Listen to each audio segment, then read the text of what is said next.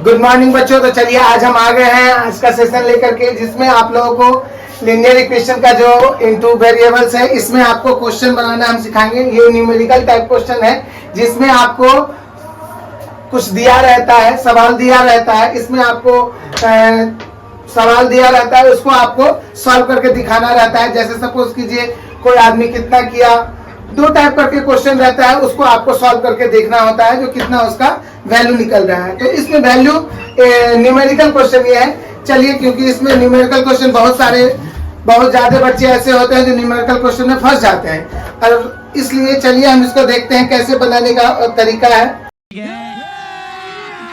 अभी मजा आएगा ना भिड़ो।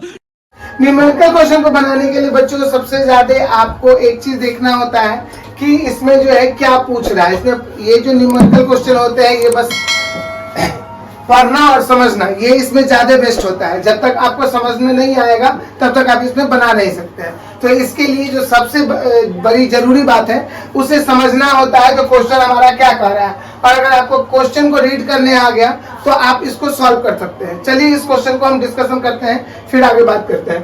देखिए, 5 पेंसिल तथा 7 कलम का कुल मूल्य 50 रुपया है।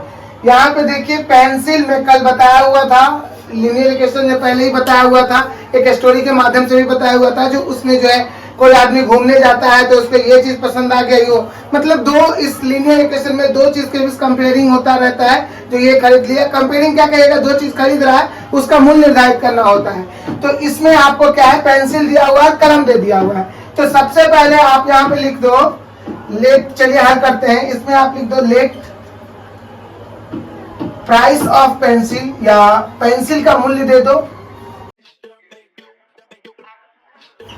यानी कि आप जो है माना कि पेंसिल का मूल्य इतना है, पेंसिल का मूल्य क्या मान लो, x मान लो। x मान लो, a कोई भी x y a b c d e जो मानना है आप मान सकते हैं। पेंसिल का मूल्य x है और कलम का मूल्य जो है आपका वो है y। पेंसिल का मूल्य हमने x मान लिया और कलम का मूल्य हमने y मान लिया। तो अब यहाँ पर हमको देखना है, क्वेश्चन में पढ़ना है क्या कर रहा है। तो 5 पेंसिल और 7 कलम, तो यहाँ पर लिखेंगे प्रश्न से, इंग्लिश मीडियम वाले बच्चे लिखेंगे अकॉर्डिंग टू क्वेश्चन। यहाँ पे लिखेंगे अकॉर्डिंग टू क्वेश्चन। इसके बाद हम जो पढ़ेंगे उसको लिखेंगे। तो यहाँ देखिएगा 5 पेंसिल, तो एक पेंसिल का मूल्य कितना मैंने माना है, x।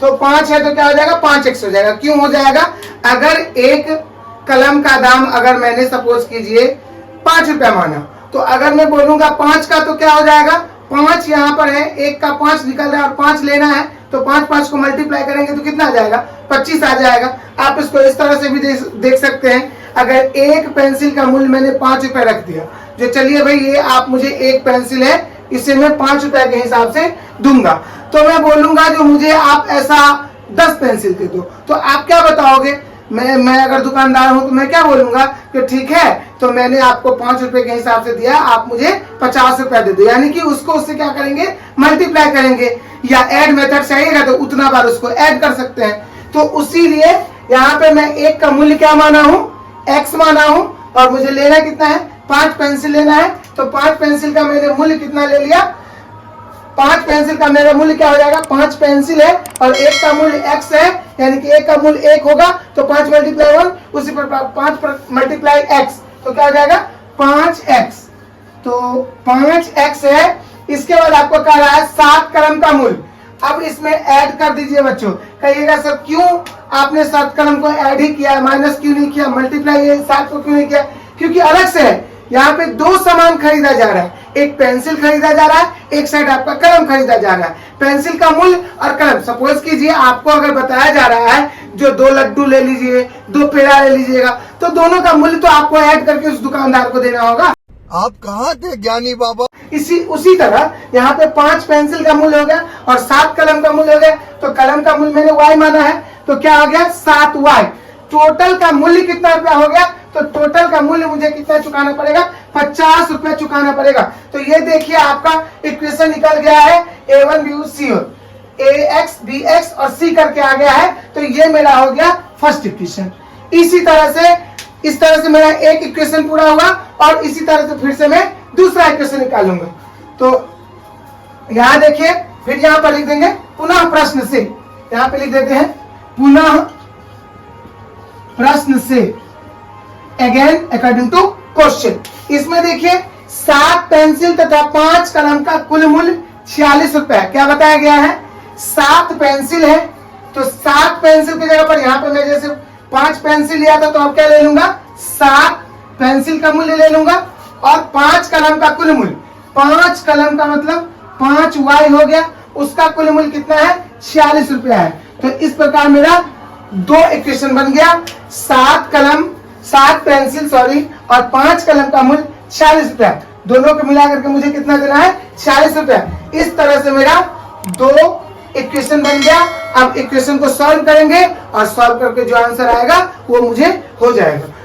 चलो भाई देखो अब मैं क्या करता हूँ। तो चलिए इसमें देखते हैं हम इसको अब हम एलिमिनेशन मेथड से बनाते हैं। आपको मैंने बता दिया है, क्वेश्चन था, क्वेश्चन को निकाल करके इक्वेशन कैसे निकला है। अब हम इसको एलिमिनेशन मेथड से बनाने का प्रयास करते हैं। देखिए कैसे बनाते हैं। एलिमिनेशन मेथड में वैल्यू को यहाँ पे डालते हैं, तो यहाँ x का वैल्यू यहाँ पे मैंने डाला, पूरा मल्टीप्लाई किया और यहाँ पर x का वैल्यू नीचे डाला और ये क्या किया? मल्टीप्लाई किया। सर इसका मतलब वैल्यू जो होता है ऊपर नीचा करना पड़ता है। क्या गुंडा बनेगा रे तू? हाँ, ये चीज मैं कल भी आपको बताया हुआ था। नीचे का जो एक्स वाई का वैल्यू होता है उसको ऊपर मल्टीप्लाई किया जाता है और ऊपर का जो एक्स वाई का वैल्यू होता है वो नीचे मल्टीप्लाई किया जाता है।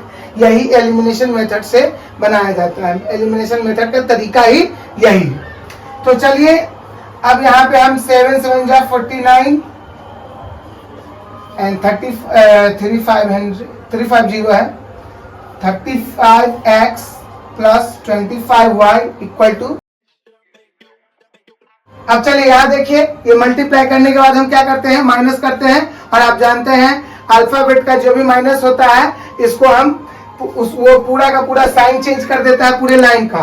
तो यहाँ पे माइनस हम कर रहे हैं, तो यहाँ पर जो हमारा हो जाएगा, ये देख लीजिए, ये प्लस है, ये माइनस हो जाएगा, या फिर हम नीचे में लिख देते हैं प्लस है माइनस हो जाएगा, प्लस है माइनस हो जाएगा, प्लस है माइनस हो जाएगा। अब यहाँ पर देख लीजिए, ये चला गया, ये बच गया आपका 9 में से 4 गया 4, 4 में से 2 गया 2, 2y इक्वल टू 0, 5 में से 3 गया 2 एंड 3 में से 2 गया तो 1। ये आपका हो गया प्लस में। अब यहाँ जो y का वैल्यू आपका आ जाएगा वो आ जाएगा 25, यानी कि y का जो वैल्यू हुआ वो हुआ आपका 5। अब चलिए अब इसको फिर हम पुट करेंगे, y के वैल्यू को इक्वेशन 1 में डालेंगे। तो y के वैल्यू को फर्स्ट में रखने पर 5x 7y इक्वल टू 50। तो 5x 7y का वैल्यू कितना है? अब y की जगह पे 5 डाल देंगे, इक्वल टू 50 हो जाएगा। 5x हुआ 7 5 35 50, 5x इक्वल टू 50 हुआ, माइनस में 35 हुआ, 5x इक्वल टू 15 हुआ, x इक्वल टू 15/5 हुआ, तो 3 आ गया। तो आपका जो वैल्यू निकल करके आया यहाँ x बराबर 3। फिर से एक बार समझ लीजिए, देखिए 5x है, 5x रखा, 7y है, तो y के जगह पर मैंने क्या कर दिया? 5 को डाल दिया, तो 7 25 क्या हो जाएगा? 35 हो जाएगा। और उधर आपका 50 है, ये 35 इक्वल टू के उस साइड जा रहा है, माइनस में आ जाएगा। तो हमारा जो माइनस करके बचेगा रिजल्ट वो आएगा आपका 15, यानी कि 15 आएगा। फिर अब ये 5 आप जानते हैं मल्टीप्लाई वाला ब्रैकेट इक्वल टू के उस साइड जाकर के डिवाइड बन जाता है, तो डिवाइड में चला गया। फिर आगे आपको कट के होने के बाद 3 आ गया। इस तरह से जो आपका x और y का वैल्यू निकल के आया वो आपका आ गया x equal to 3 and y equal to 5। अब आपको इस क्वेश्चन में पूछ रहा था, आपका जो क्वेश्चन में पूछा गया था वो पूछा गया था एक पेंसिल और एक कलम का मूल्य क्या होगा। तो देख लीजिए, एक पेंसिल, तो पेंसिल का एक पेंसिल का मूल्य हो, पेंसिल को हमने x माना था, पेंसिल और कलम का मूल्य ज्ञात करना था। तो पेंसिल मेरा जो है x है, तो x का वैल्यू आपका 3 आया था और कलम हमारा 5 है, तो ये कुल मिलाकर के 8 रुपया जो है हमको उस दुकानदार को देना पड़ेगा। इस तरह से हमारा इस क्वेश्चन का आंसर आया। और उम्मीद करते हैं कि इसको आप देखेंगे तो समझ में आएगा। तो चलिए बच्चों, अब नेक्स्ट क्वेश्चन हमारा है। ये क्वेश्चन इससे पहले मैं एक क्वेश्चन बताया था दुकानदार पेंसिल कलम वाला। अब ये क्वेश्चन मेरा अंश और हर के ऊपर है। इसका जो अब हमारा क्वेश्चन जो आ गया है वो न्यूमरेटर और डिनोमिनेटर के ऊपर क्वेश्चन है। चलो भाई देखो अब मैं क्या करता हूँ। न्यूमरेटर को आप x मान लीजिए और डिनोमिनेटर को आप y मान लीजिए। डिनोमिनेटर को आप क्या मान लीजिए? y मान लीजिए। तो न्यूमरेटर x मान लिए, डिनोमिनेटर y मान लिए। इसके बाद जो हमारा हो जाएगा फ्रैक्शन जो हो जाएगा, क्या हो जाएगा? तो देखिए फ्रैक्शन जो होता है न्यूमरेटर को ऊपर में डालते हैं, डिनोमिनेटर को नीचे में डालते हैं और फाइनली जो मेरा आता है उससे उसको हम क्या कहते हैं? उसे हम फ्रैक्शन कहते हैं। क्या कहते हैं? फ्रैक्शन कहते हैं। उसको हम भिन्न कहते हैं। तो देख लीजिए मेरा अंश और हर, ऊपर में अंश नीचे में हर। तो यहाँ जो हमारा फ्रैक्शन जो तैयार होगा वो आपका होगा x और 1, यानी कि फ्रैक्शन जो होता है ऊपर में आपका न्यूमरेटर जाता है और नीचे में आपका डिनोमिनेटर होता है। तो इस तरह से हमारा फ्रैक्शन जो तैयार हो गया वो हो गया x by y. X y हमारा हो गया। अब चलिए अकॉर्डिंग टू क्वेश्चन कैसे क्या करते हैं वो देख लीजिए।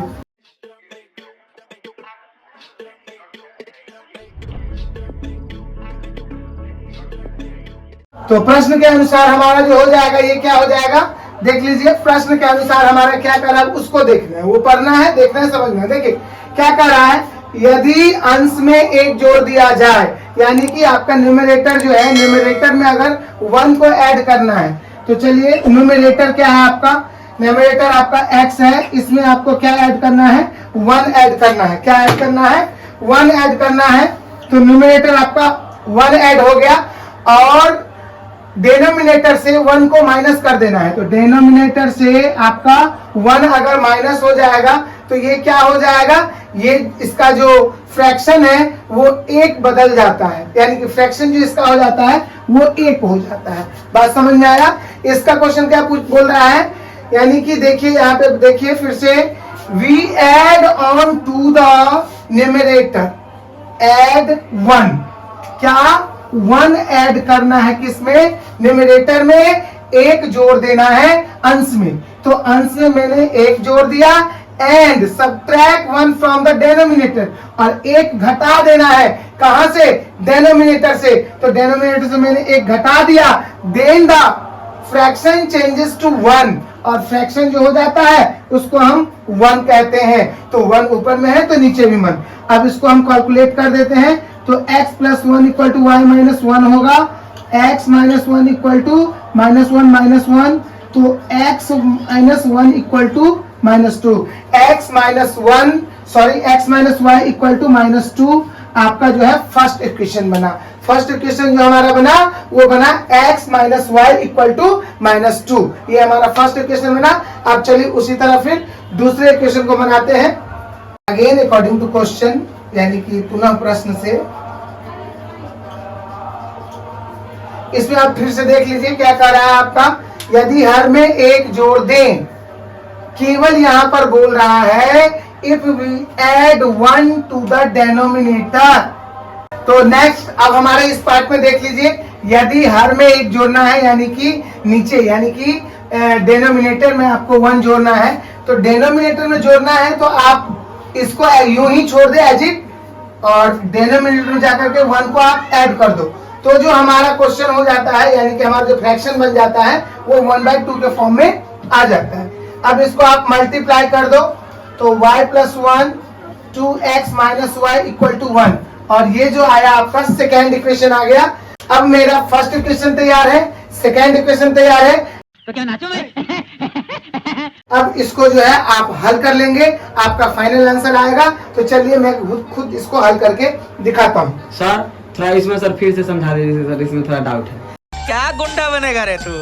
ये देखिए x का आपको अंश में बोल रहा है, अंश में बोल रहा है 1 जोड़ने के लिए, अंश में आपने 1 जोड़ा, और हर में कह रहा है घटा देने के लिए। तो हर यहाँ पर y है, हर में से मैं 1 को घटा दिया, तो फाइनल जो मेरा फ्रैक्शन हो रहा है वो कह रहा है 1 हो जाता है। भिन्न हमारा 1 हो गया। तो अब आप जानते हैं बट्टा में अगर आपके बगल में, मैं पहले बोला था अगल बगल चारों साइड कहीं भी एक जगह अगर बट्टा आ गया तो चारों साइड को बट्टा में कन्वर्ट कर देगा। तो इसीलिए मैंने x को +1 को 1 से मल्टीप्लाई किया और y - 1 को 1 से मल्टीप्लाई किया। अब x माइनस में y इधर आ गया और ये 1 उधर माइनस में चला गया तो 1 और 1 क्या हो गया, -2 हो गया। तो इस तरह से x - y = -2 हमारा समीकरण। तो चलिए अब इसको मैं सॉल्व करके फिर से दिखाता हूँ, इक्वेशन को करूंगा और मेरा आंसर आएगा x - y = -2 है first equation and second equation है 2x - y = 1। अब इसको मैं सॉल्व करूंगा तो देखिए हमारा जो आंसर आएगा वो इसको भी मैं एलिमिनेशन मेथड से बना रहा हूँ। तो ये देख लीजिए x का यहाँ वैल्यू कितना है, 2 है, 2 से मल्टीप्लाई करूंगा, यहाँ x का कुछ वैल्यू नहीं है तो 1 होगा, तो 1 से मल्टीप्लाई किया। 2x - 2y = माइनस में 4, 2x - y = 1, minus plus minus. फिर कहिएगा नहीं जो ये माइनस प्लस सर क्या कर रहे हैं, मैं बार बार बता चुका हूँ। तो एक्स वाई वाला जो भी रहता है उसका अगर माइनस करना होता है तो वो उसका साइन उसका पूरा चेंज हो जाता है। तो इसका जो मेरा आ गया 2y, y - y गया तो माइनस में y बचेगा और ये माइनस में 5 आएगा। इसका जो फाइनल आंसर हुआ y का वैल्यू हो गया आपका 5 निकल गया। अब फिर इसको क्या कहेंगे, y के वैल्यू को 1 में रखने पर तो क्या है 1 आपका, x - y = -2 and x minus y के जगह पर क्या आ जाएगा 5 आएगा। तो x = माइनस में 5 प्लस x = 3। तो इस तरह से जो हमारा आंसर आ गया x का 3 आया, y का 5 आ गया। अब हमारा जो निकालना क्या है, तो आपका जो फ्रैक्शन है आपका भिन्न जो है वो क्या हो जाएगा, न्यूमरेटर बाय डिनोमिनेटर। तो न्यूमरेटर आपने x को माना था और डिनोमिनेटर आपने y को माना था। तो न्यूमरेटर आपका 3 ऊपर चला जाएगा और 5 नीचे आएगा और ये मेरा जो है आंसर फाइनल निकल जाएगा। तो इस तरह से आप इस फ्रैक्शन वाले क्वेश्चन को भी आपने न्यूमेरिकल को समझा और आप प्रैक्टिस करोगे तो इसको फिर से बना सकते हो। चलिए एक और क्वेश्चन हम आज और पढ़ाएंगे, तो उस क्वेश्चन को हम लेकर के आते हैं। अभी मजा आएगा ना भिड़ो। तो चलिए आज हम तीसरा क्वेश्चन जो लेकर के आए हैं, पिता पुत्र से संबंधित, क्या बोला तूने? पिता पुत्र से संबंधित मतलब एज से संबंधित ये क्वेश्चन है। देखिए कैसे हम बनाते हैं इस एज के क्वेश्चन को। देखिए इसमें भी आपको वही करना पड़ेगा जो हम हर क्वेश्चन में करते आ रहे हैं। अभी पिछले दो क्वेश्चन को हम देखे हैं, उसमें आपको 2 को एक्स वाई मानना होगा, यानी कि वेरिएबल मानना पड़ेगा। तो देखिए 5 वर्ष पूर्व नूरी की आयु सोनू की आयु की 3 गुनी थी, यानी कि 5 years ago Noori's age was 3 times of Sonu's age. देखिए यहाँ पे सबसे पहले तो चलिए मेरा जो पहला पॉइंट है इसको हम बनाते हैं। यहाँ पे आप लेंगे लेट्स नूरीज एज, यानी कि नूरी का एक्स एज जो है वो एक्स हमने ले लिया है और यहाँ पे आपका सोनू है वाई। अब देखिए यहाँ पे आपको क्वेश्चन में क्या कहा गया है, 5 वर्ष पूर्व नूरी की आयु सोनू की आयु की 3 गुनी थी। तो कब की बात बताया जा रहा है, अभी का नहीं।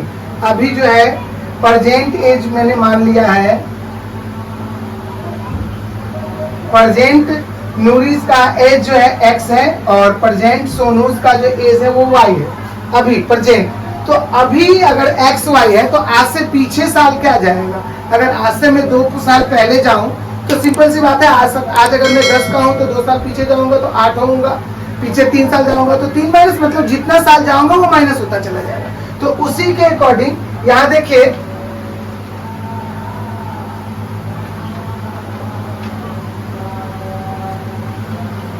अकॉर्डिंग टू क्वेश्चन हमें क्या करना है, ये देख लीजिए 5 वर्ष पूर्व जाना है।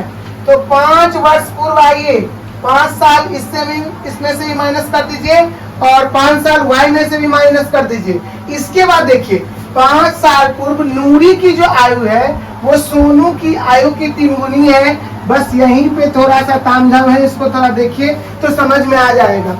नूरी की आयु सोनू की आयु की 3 गुनी है। कौन है, नूरी जो है वो सोनू का जितना एज है उसका 3 गुना है। तो सपोज कीजिए सोनू का अगर y है तो मैं इसको 3 से गुना कर देता हूँ, क्योंकि नीरू जो है नूरी जो है वो सोनू का 3 गुना है, तो मैंने कर दिया।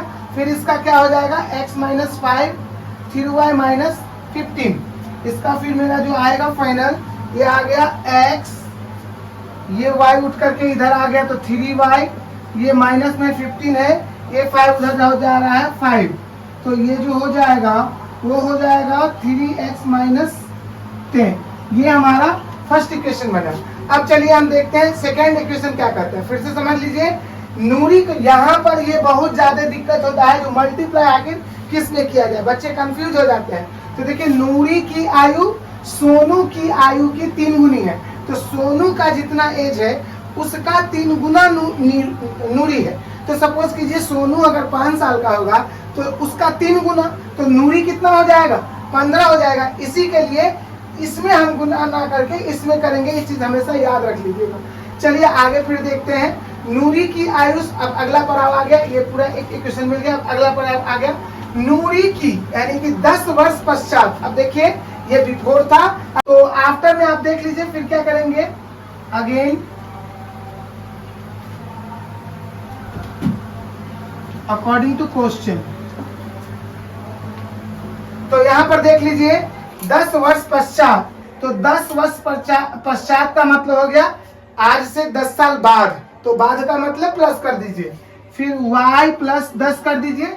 अब आपको कह रहा है नूरी की आयु सोनू की आयु की 2 गुनी हो जाएगी, यानी कि नूरी का जो आयु है वो सोनू की आयु की 2 गुनी। तो सोनू का जितना भी एज होगा उसका 2 गुना, तो सोनू का 2 अगर होगा तो नूरी 4 हो जाएगा, मतलब उसका जो है ईयर उसमें वो 2 से मल्टीप्लाई कर देगा।